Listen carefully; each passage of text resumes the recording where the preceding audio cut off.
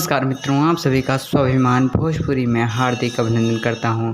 जैसा कि आप सभी को लास्ट वीडियो में एक इन्फॉर्मेशन दी थी कि समर सिंह, जी हां, देसी स्टार समर सिंह का एक हेड ऑफिस जो कि गोमती नगर में ओपनिंग हो रही थी। जी हां, कल वह बहुत ही अच्छे तरीके से ओपनिंग हो चुकी है और साथ ही कुछ फ़ोटोज़ भी दिखाई दी हैं। आप लोग भी देखिए।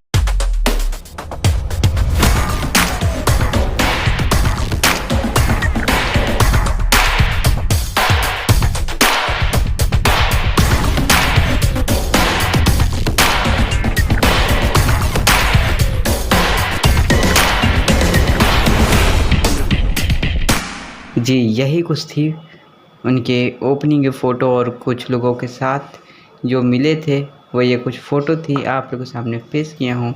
अगर और भी ऐसी वीडियो चाहिए तो हमारे चैनल सब्सक्राइब कर लीजिए। ऐसे भोजपुरी की हर एक खबर से जोड़ा रखूँगा। धन्यवाद।